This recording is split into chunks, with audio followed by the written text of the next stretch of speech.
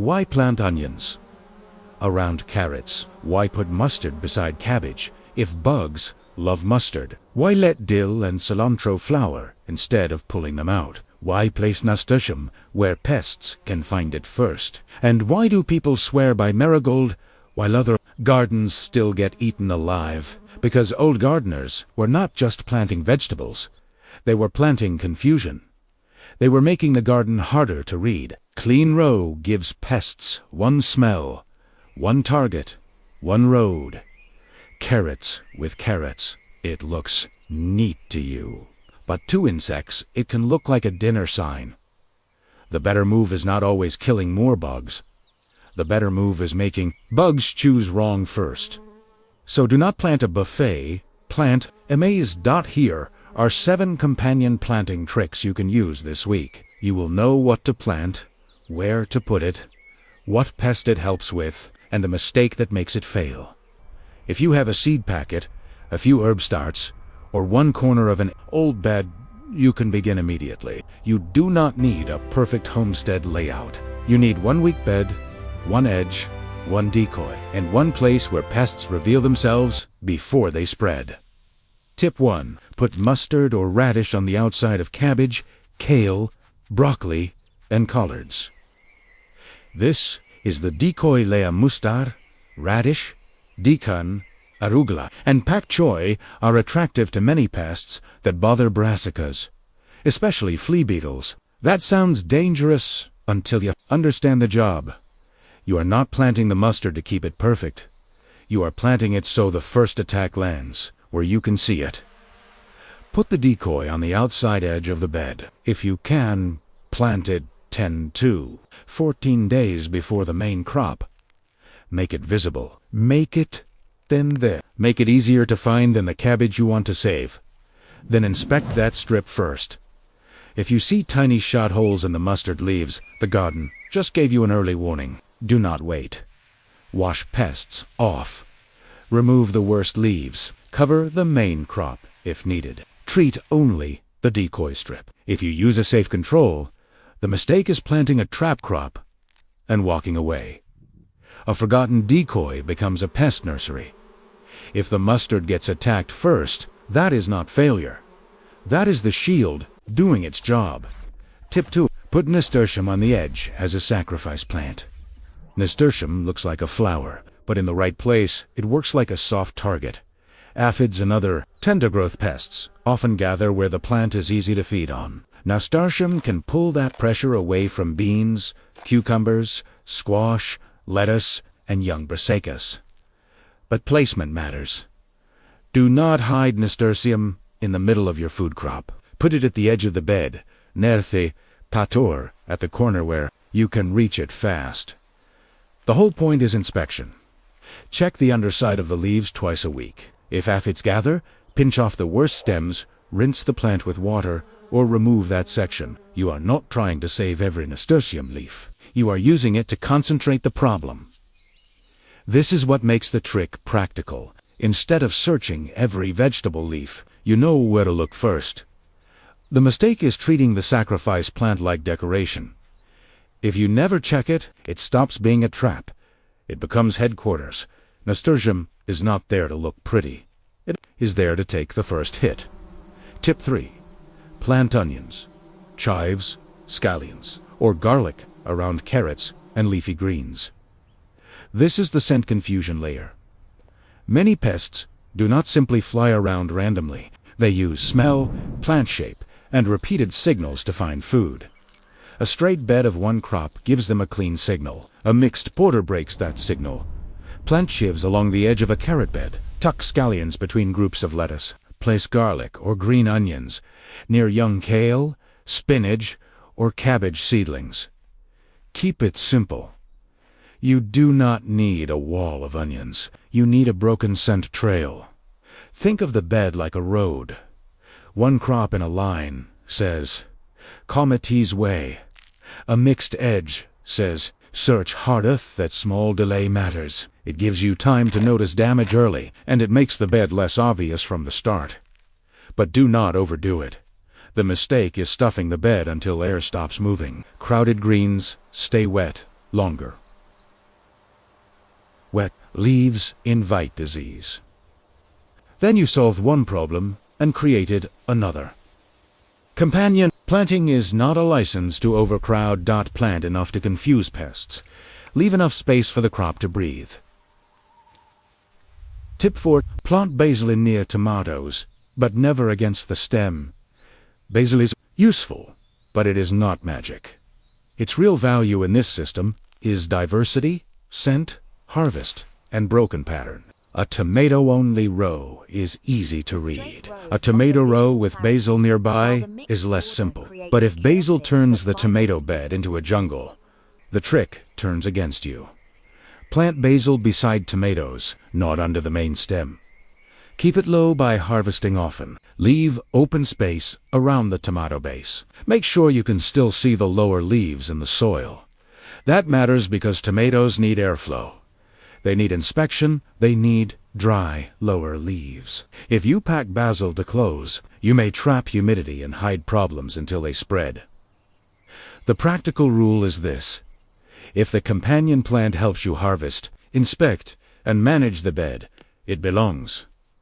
If it blocks your hand, blocks airflow, or hides pests, move it. The mistake is thinking more companions always means more protection. Sometimes, more plants just means more shadows. Basil should support the tomato. It should never bury it. Tip 5. Let a few dill, cilantro, or parsley plants flower near the beds that get aphids. Most gardeners pull herbs when they bolt. Old gardeners often left a few standing. Not all of them, just enough. When dill, cilantro, parsley, and similar herbs flower, they produce small flowers that beneficial insects can use. Adult hoverflies, small wasps, and other garden allies often need nectar and pollen. Their young can help pressure aphids, small caterpillars, and soft-bodied pests. This is not a fantasy army, it is a support station. Put flowering herbs at the ends of beds, near peppers, tomatoes, kale, beans, cucumbers, or lettuce. Choose the beds that always get aphids first. Do not let the herbs shade young vegetables. Do not let them seed everywhere unless you want volunteers. Keep a few. Manage the rest. The mistake is pulling every herb the moment it flowers, then wondering why beneficial insects never stay. If your garden has no food for the helpers do not live there. The old garden did not just grow herbs. It recruited tiny hunters. Before the next tip, look at your own garden. Which bed always gets attacked first? Cabbage, tomatoes, lettuce, cucumbers, beans. That is where your first defense map should go. Do not redesign the whole yard. Fix the bed that fails first. Tip 6. Use sweet alyssum as a low, long-blooming insect station. Alyssum is small, and that is its strength.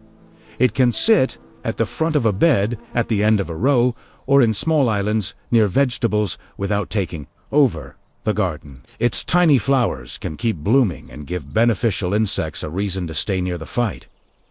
Use alyssum near kale, peppers, beans, cucumbers, and tomatoes, especially where aphids show up early. Do not plant it across the yard and hope help arrives. Put it close to the trouble.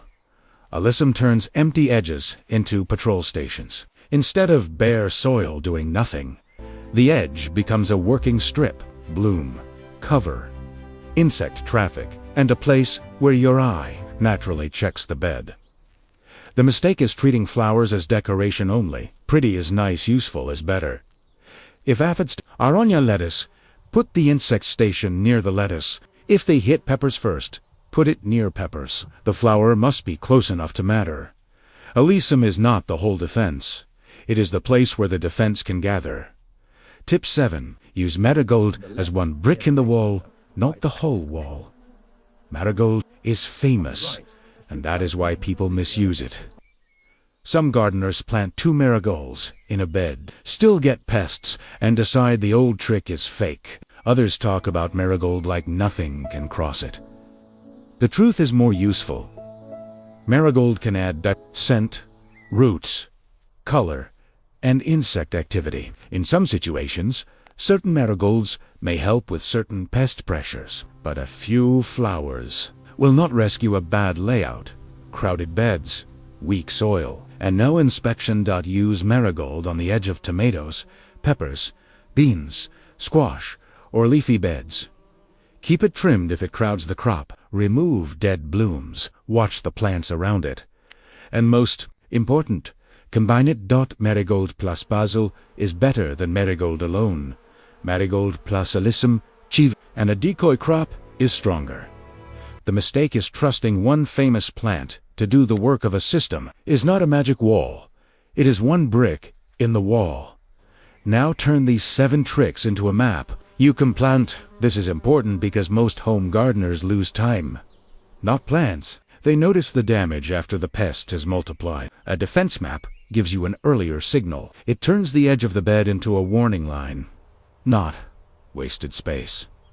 For cabbage, kale, broccoli, and collards, start with the edge. Put mustard or radish outside the bed. Add chives or green onions along the border. Put alyssum or flowering dill at the end. Inspect the mustard first, because that is where the first warning should appear. For tomatoes, do not bury the plant in companions. Put basil nearby. Add marigold on the edge. Use alyssum or flowering cilantro near the row if aphids show up. Keep the lower tomato stem open, dry, and visible. For carrots and leafy greens, start with scent confusion. Edge the bed with chives, scallions, or onions. Add alyssum at the ends. Put nasturtium off to the side as a sacrifice plant. Keep spacing loose enough for air to move. That is the system. Layer 1 is the decoy, mustard, radish, or nasturtium. Layer 2 is scent confusion, onion, garlic, chives, basil, and other herbs. Layer 3 is the hunter station, alyssum, dill, cilantro, and parsley flowers. Then comes the part that makes it work. Inspection. Companion planting is not a spell. It is a map you read. If the mustard has holes, check the cabbage. If nasturtium has aphids, act before they spread. If basil hides the tomato stem, prune it. If alyssum is blooming, but aphids are still building, flip the leaves and remove the clusters by hand. The old-timers were not just planting tradition. They were watching the first place. Pests landed. Here are the deadly mistakes. Do not plant a decoy and forget it. Do not crowd the bed until it stays damp. Do not expect marigold to fix everything. Do not place sacrifice plants where you cannot reach them. Do not remove every flowering herb. Do not build one giant block of one vegetable and expect pests to miss it. And do not wait until the whole bed is damaged before you inspect the warning plants.